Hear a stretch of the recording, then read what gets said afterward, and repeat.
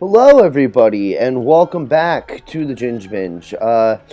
This is going to be episode 3, if I'm not mistaken, of Mechassault, which I'm extremely excited about. Mechassault's one of my favorite game ever, and was in the middle of a recording session yesterday when I had to do, things that help me to survive, like get food and such.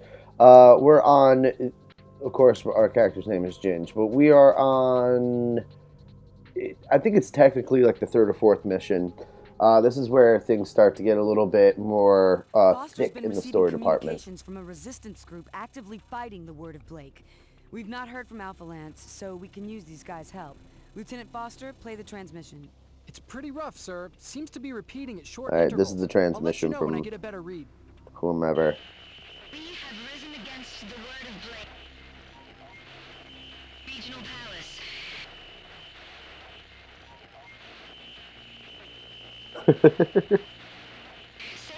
That's really rough. Sounded like save yourself. All right, let's go. Do we have a new mech to choose from? No, we can go with the Puma or the Cougar. The Cougar has laser cannons, missiles, and a chaff cannon. I think it's called. Is that what it's called? Autocannon. My bad. And the Puma has the electric gun, machine guns, and crossbow missiles. This is gonna be a tough one. The reason it's tough for me is because I like the Puma's PPC cannon, and the machine gun's okay, but when you have the Cougar's laser cannons ready to go, fully upgraded, they can be extremely devastating. Let's just go with a Cougar, even though which one has more shielding? Maybe would be the right choice. Yeah, let's go. You know what? Let's stick with the Cougar. They gave us the Cougar in the last mission to use, and it came in handy. So let's use it again. I like the fact that it can camouflage as well. So this mission's called Friends Indeed. I really hope you guys are enjoying this game because it's one of my favorites. I know maybe some of you are wondering where the Stick of Truth playthrough is going or the Fallout 3. I think Fallout 3 we're definitely going to do more of. But the fact that I just have so many games I want to play, and I think I'm just going to keep cycling games and come back to other games when I feel like it. But Stick of Truth is definitely going to get played more,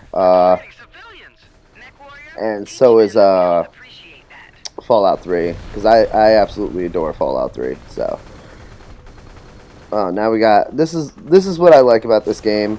Every few missions, you're introduced to new enemy types. You know, the tanks, of course, we've been dealing with, but the fact that we have helicopters now. Later on, the secondary units really get crazy, along with the amount of mechs that you go and fight. Let's get this stupid little guy. Alright. I really love the animation of the mechs. Again, I didn't really play Mech Warrior back in the day. Oh, enemy mech right off the bat. Let's take him down.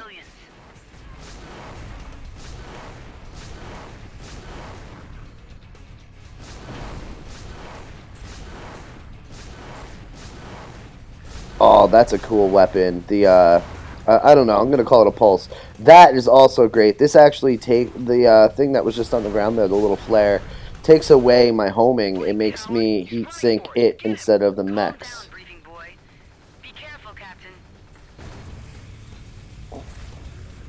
Don't tell me how to live my life. Although I do respect you as a woman and as a human being. Oh, damn, it missed. That's the one problem with this gun. Eventually, you get mechs that can double shoot this gun. But this is just a good old-fashioned game. I like the little cat and mouse game you get to play with the different mechs and such. He's trying to drag me in there to fight more mechs and power armor. I'm not doing it. Watch out!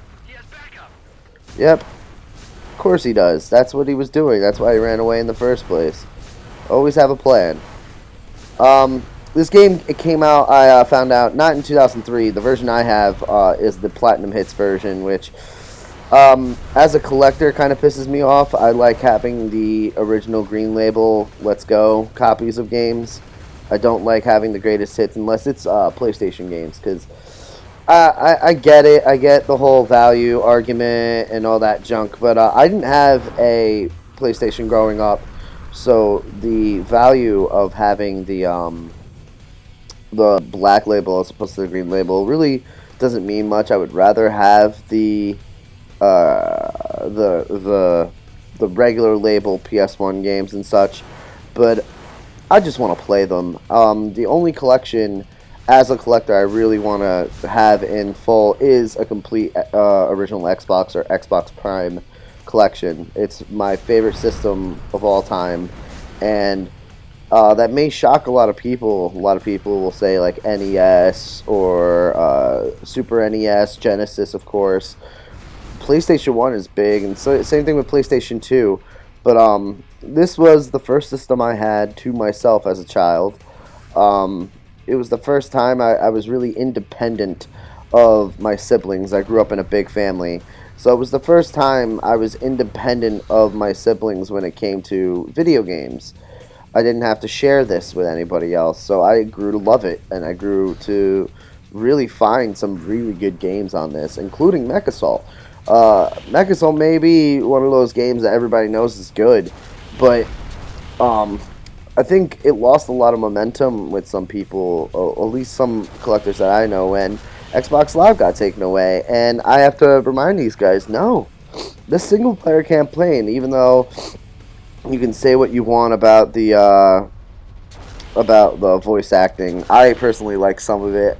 The early voice acting from back in the day, it's not as bad as the original Resident Evil and such, but it still brings a lot of fond memories of when things weren't so hot. Like the production value was appreciated, but it wasn't something on the top of game lists when it was. The top thing on making a game for game makers was making the game good and playable. I will, I promise. My boss wants me to tell you guys that battles are fought between warriors, not civilians. Just thought I'd let you know. I don't think the AI in this game is too great, because mechs can't really fight in water, and they actually get pretty damaged by water, and this guy is just continuously jumping in. The mech fights do get really intense, especially later on, just because of a few factors. You have to choose the right mech, not all the time, but like you find a mech later on that fits your needs, and you stick with it, and that could actually bite you in the ass instead of using what they want you to use or what you should use in certain situations. So let me just take care of this mech as fast as I can. The one thing I will give people is that, of course, PlayStation 2 had the best library of games for any game at this generation. GameCube had some great games. I feel like back in the day, GameCube got shitted on a lot, being called the kiddie system, which I really never understood. It had a lot of games like Super Mario Sunshine and Super Monkey Ball and stuff like that, that maybe to the generation that was us was considered kiddie. You know what I mean? This is a time where video games were starting to become mature. They weren't mature yet. So, like, they were starting to become mature around PS1 era, but games really became a hobby for everybody around the PS2 era. At least I believe so. And that's why GameCube got crapped on so much, especially Wind Waker, which is a great game. I personally, Wind Waker's maybe my number 3 or 4 favorite Zelda. Number 1 being Majora's Mask, number 2 being A Link to the Past, number 3 being Ocarina of Time, and number 4 definitely being Wind Waker. But GameCube just got crapped on for it being a kiddie system when it really wasn't. There were some really good games, Eternal Darkness, even Luigi's Mansion with its tank, like its shitty tank controls, was a great game. These games were good games. They just didn't get the respect that they deserved at the time. And as much as gaming culture has changed and trolling is a thing, and we I don't want to call us a people, but as gamers, we tend to shit on each other a lot more than I feel like we deserve. But I also feel like the argument between hardcore gamers of things being too childish and stuff like that has really died down. It's not about whether a game was made for being adult or anything like that. It's whether or not it's a good game, if it can stand alone on its merits, if it does what it is, what it was intended to do, which is entertain, and if it has a good story to provide a narrative that drives the game forward and adds something to the game. And if it doesn't, the gameplay being a major factor in telling the story that is this game. Like, we don't play Mario because we want to save the princess. We play Mario because we want to jump around on things and move that story ahead by the gameplay. That's why Shigeru Miyamoto is such a genius when it comes to game design. He doesn't tell a story through narrative. He tells a story through your journey in the game. That's why Zelda is great. That's why I guess Pikmin is great. Pikmin's personally not a game that I enjoy. I do understand the appeal of Pikmin. I do get it. That kind of game has never been my kind of game. I'm gonna go ahead and apologize. I'm not gonna end this episode until I I beat this mission, because I feel bad when I end an episode right before a mission ends, and the mission is only like another 2 seconds long, so we waste 2 minutes of the next episode on a mission that should have been done the last episode, and I don't want to do that to you guys. But oh, I died. This is the first time I've died. Oh, that sucks. We're gonna find out what the checkpoint system is like in this game. Do I have to start over from the beginning or not? Actually, I'll end just talking about this real quick. But like, we have come so far as gamers. We went from crapping on Wind Waker because it was too cartoony and so kiddie and to really enjoy and love that game for what it is, which is it's an adventure. As Peanut Butter Gamer does that whole thing with adventure, and he has all that. It's true. That game really makes you feel like you are on this journey, and it did a great job of it. And some of my favorite um, Nintendo GameCube games were the Star Wars Rogue Squadron games. Those games were amazing. They were absolutely amazing. And Resident Evil 4, a lot of people don't realize, was originally a GameCube game. Resident Evil 0 and Resident Evil Remaster, before it was remastered on PlayStation 4 and yada yada blah, it was redone on GameCube. Um, they redid Metal Gear Solid on GameCube and updated the graphics. It was a great system, and it got shitted on at the time. Now it's starting to get its due respect. I do not feel that the original Xbox, other than making way for Xbox Live and building that foundation of what good online gaming on consoles can be, it gets its due respect. So with that, check us out on Twitter, guys. We are at Ginge Binge Games on Twitter. That is at GingeBinge Games on Twitter. Also, follow us on Twitch, twitch.tv/Ginge Binge Gaming. We stream every Friday at 9 p.m. Eastern Standard Time. If you have Google, you can find out what the time is in your neck of the woods. Or you can just give us a follow, and it'll come up on your phone. It'll come up anywhere. We really, really appreciate you guys watching. Please let me know if there's an original Xbox game that I should get. I know a lot of people will probably stay Steel Battalion. I don't got the cash to get a Steel Battalion, but